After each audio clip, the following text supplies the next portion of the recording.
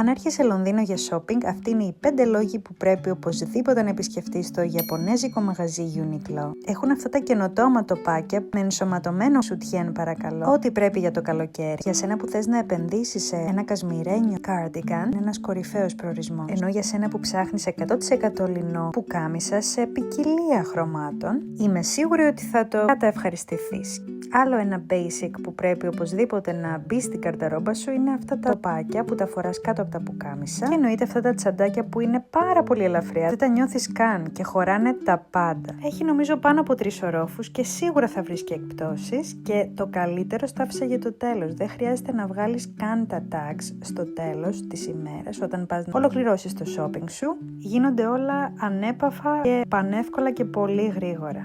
Μιλάμε για φοβερή τεχνολογία. Δεν είναι δηλαδή όπως τα Zara που πρέπει εσύ να βγάλεις αυτά τα tags με τα μαγνητάκια.